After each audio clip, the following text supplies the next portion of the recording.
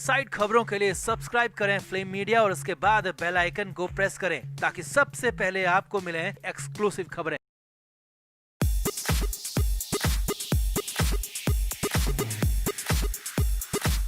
सुशांत सिंह राजपूत की मौत को 7 महीने होने जा रहे हैं, मगर अभी तक मौत से जुड़ा कोई भी सुराग नहीं मिल पाया है। सीबीआई की तरफ से भी कोई नतीजा सामने नहीं आया। वहीं इधर सुशांत की मौत के बाद एनसीबी लगातार एक्शन मोड में है। अब 9 जनवरी को हुई छापेमार कार्रवाई में जो ब्रिटिश सप्लायर पकड़ा गया है, उसे लेकर बड़ा खुलासा हुआ है, या कहिए कि उसने बड़ा खुलासा एनसीबी के सामने कर दिया है। जी हां, ब्रिटिश सप्लायर करण सजनानी ने एनसीबी के सामने अपना मुंह खोल दिया है। ब्रिटिश सप्लायर ने बॉलीवुड के एक बहुत बड़े फिल्म मेकर का नाम लेकर सबको चौंका दिया। जैसे ही ब्रिटिश सप्लायर ने फिल्म मेकर का नाम लिया तो उसके बाद बॉलीवुड में हंगामा मच गया, और तो और कुछ लोगों ने तो खुद को अंडरग्राउंड तक कर लिया है। अब क्या है पूरा मामला, आपको बताते हैं। आप भी इस बड़ी खबर पर अपनी राय जरूर दें। तो ये तो सबको पता है कि शनिवार को एनसीबी की तरफ से 3 जगह पर मुंबई के अलग अलग इलाकों में छापेमारी की कार्रवाई की गई। रेड के दौरान एनसीबी की टीम ने 2 महिलाओं समेत इस ब्रिटिश सप्लायर को अरेस्ट किया था। इनके पास से 200 किलो बैन नशीले पदार्थ जब्त किए गए थे, जिनकी अंतर्राष्ट्रीय बाजार में कीमत अरबों में आकी गई है। करण सजनानी नाम का ये ब्रिटिश नागरिक बॉलीवुड के साथ ही हाई क्लास लोगों के यहाँ भी सप्लाई करने का बड़ा आरोपी है। अब सामने आया है कि एनसीबी की गिरफ्त में आते ही पहले तो करण सजनानी ने बहुत ड्रामा किया और खुद की गिरफ्तारी को पूरी तरह गैर कानूनी बताया।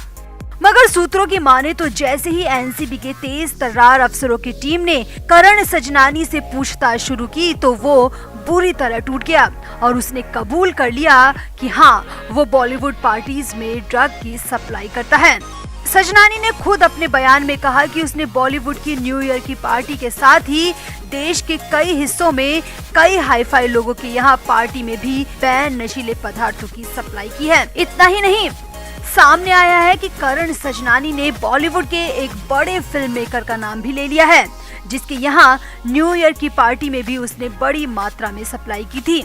जी हाँ, इस बॉलीवुड फिल्म मेकर के यहाँ 10 दिन पहले यानी 31 की रात को न्यू ईयर की पार्टी में इसने सप्लाई की थी।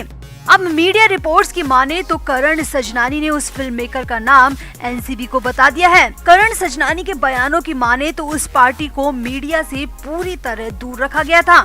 मतलब ये पार्टी गुपचुप तरीके से आयोजित की गई थी, क्योंकि सबको पता है कि इस वक्त बॉलीवुड का ड्रग जाल एनसीबी के निशाने पर है। ऐसे में मीडिया को दूर रखा गया, साथ ही पार्टी को बेहद सीक्रेट रखा गया ताकि एनसीबी की नजरों से पार्टी और पार्टीबाज दोनों बच सके। फिलहाल फिल्म मेकर का नाम तो सामने नहीं आया है, मगर खबर है कि वो बहुत फेमस फिल्म मेकर है और कई फिल्मों की मेकिंग में उसने हिस्सा लिया है। सामने आया है कि ये फिल्म मेकर बॉलीवुड के टॉप मोस्ट में गिना जाता है। अब जैसे ही हमें भी इस बारे में कोई अपडेट मिलेगा तो हम आपसे जरूर शेयर करेंगे। वहीं अब खबर है कि जैसे ही करण सजनानी ने अपना मुंह खोला है तो बॉलीवुड में हंगामा मच गया। कई लोगों ने खुद को अंडरग्राउंड कर लिया। जो लोग इस पार्टी में शामिल हुए थे वो भी अब मुंबई छोड़ने की फिराक में हैं। जी हाँ, ये बड़ी खबर मुंबई से आ रही है। वैसे आपको यहाँ पर बता दें कि करण सजनानी कोई छोटा मोटा आदमी नहीं है, बल्कि बहुत बड़ा बिल्डर है और उसके पास ब्रिटेन की भी नागरिकता है। करण सजनानी मुंबई, दिल्ली और जयपुर जैसे महानगरों में भी सप्लाई करता रहा है। देश के कई राज्यों में, कई शहरों में हाई क्लास लोगों के यहाँ पर ये बैन नशीले पदार्थों की सप्लाई करता रहा है और उसके सप्लायर्स की चेन भी बहुत लंबी है। अब शनिवार को हुई छापेमार कार्रवाई में करण सजनानी के साथ एनसीबी ने 2 बहनों को भी गिरफ्तार किया था, जिनका नाम राहिला और शाहिस्ता फर्नीचर वाला है। सामने आया है कि इनमें से राहिला एक्ट्रेस दिया मिर्जा की एक्स मैनेजर रह चुकी हैं। अब यहाँ आपको बता दें कि मुंबई में 31 दिसंबर की रात को कैसी पार्टीज होती है, ये आपको सबको पता है। आसानी से अंदाजा लगाया जा सकता है कि इन पार्टीज में किस हद तक ड्रग का इस्तेमाल होता है और किस किस को करण ने ये ड्रग सप्लाई की होगी। अब ये बड़ी बात है और इसी बात की जांच अब एनसीबी कर रही है। अब एनसीबी के निशाने पर वो फिल्म मेकर तो है ही, साथ ही एनसीबी उस पार्टी की पूरी जांच कर रही है। जो लोग इस पार्टी में शामिल हुए हैं अब सब एनसीबी के निशाने पर आ गए हैं। तो ये बड़ी खबर मुंबई से आ रही है। आप भी इस बड़ी खबर को शेयर करें और अपनी राय जरूर दें। तो पिछले 1-2 दिन से दीपिका पादुकोण की बर्थडे पार्टी सुर्खियों में है। 5 जनवरी को ये पार्टी दी गई थी। दीपिका के 35वें बर्थडे की इस पार्टी में कई बड़े बड़े सेलिब्रिटीज भी शामिल हुए थे। क्लोज फ्रेंड्स के साथ ही करण जौहर, रणबीर कपूर, आलिया भट्ट, अनन्या पांडे और ईशान खट्टर जैसे कई बड़े सितारे पार्टी की शान बने थे। दीपिका की इस पार्टी को पति रणवीर सिंह ने मुंबई के एक होटल में होस्ट किया था। अब पार्टी के अंदर कुछ ऐसा हो गया जिसको लेकर अब कई तरह की बातें सामने आ रही हैं। सूत्रों की माने तो दीपिका की इस बर्थडे पार्टी में उसी चीज का इस्तेमाल किया गया था जिसका विवाद पूरे बॉलीवुड में घमासान मचा रहा है। 5 जनवरी की रात को हुई इस पार्टी में सामने आया है कि एक बार फिर से ड्रग का इस्तेमाल किया गया था, जिसकी वजह से आलिया भट्ट तो नाराज होकर पार्टी को बीच में छोड़कर ही निकल गई थी। तो क्या है पूरा मामला? आखिर क्या हुआ दीपिका की इस ग्रैंड पार्टी में और क्यों विवाद में आ गई पद्मावती की ये पार्टी? आपको बताते हैं सब। आप भी इन बॉलीवुड वालों को लेकर कमेंट जरूर करें जो इतना होने पर भी सुधरने वाले नहीं हैं।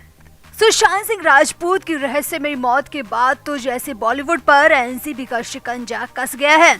एनसीबी पूरी शिद्दत के साथ बॉलीवुड के ड्रग नेक्सस को नेस्तनाबूद करने में जुटी हुई है। खुद दीपिका पादुकोण से भी इस मामले में एनसीबी पूछताछ कर चुकी है।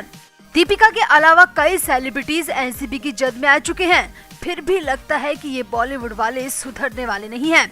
अब सामने आया है कि दीपिका की बर्थडे पार्टी में कुछ ऐसी चीजों का इस्तेमाल हुआ है जिसको लेकर अब विवाद खड़ा हो गया है। अब ये तो आप पहले भी देख चुके होंगे कि इस पार्टी में आलिया भट्ट नाराज हो गई थी और पार्टी को बीच में छोड़कर ही निकल गई थी। आलिया के साथ उनकी बहन शाहीन भट्ट और रणबीर कपूर ने भी पार्टी को बीच में ही छोड़ दिया था। अब मीडिया में आ रही रिपोर्ट्स की माने तो आलिया भट्ट दीपिका की पार्टी में उसी चीज के इस्तेमाल से नाराज हो गई थी। सुशांत की मौत के बाद वैसे ही आलिया भट्ट फैंस के निशाने पर है। आलिया भट्ट की सड़क 2 का जो हाल हुआ वो आलिया भट्ट के लिए किसी सदमे से कम नहीं है। अब अगर ऐसे में ड्रग जैसा विवाद भी साथ लग गया तो करियर खत्म होने में देर नहीं लगेगी और आलिया भट्ट इस बात को बहुत अच्छी तरीके से समझती है। अब सामने आया है कि इसी वजह से आलिया भट्ट ने पार्टी को बीच में छोड़ दिया था क्योंकि वो किसी भी तरह के विवाद का हिस्सा नहीं बनना चाहती। वैसे जब करण जौहर और अनन्या पांडे भी पार्टी से बाहर निकले तो बहुत मदहोश दिखे। अनन्या पांडे तो खुद से चल भी नहीं पा रही थी। ईशान खट्टर ने अनन्या पांडे का हाथ पकड़कर गाड़ी तक पहुंचाया, यानी कि अंदर कुछ तो हुआ था। अब इस पार्टी में बहुत सारे मीडिया कर्मी भी मौजूद थे और उन्हीं मीडिया कर्मियों से जो खबर निकलकर सामने आ रही है वो ये है कि दीपिका की इस पार्टी में कुछ बैन नशीले पदार्थों का यूज लिया गया था। अब हमें भी ये खबर अलग अलग मीडिया रिपोर्ट से मिली है और रिपोर्ट्स में यही कहा जा रहा है कि पार्टी में ऐसा कुछ यूज लिया गया था जो कि बड़े विवाद की वजह बन सकता है। Flame media report.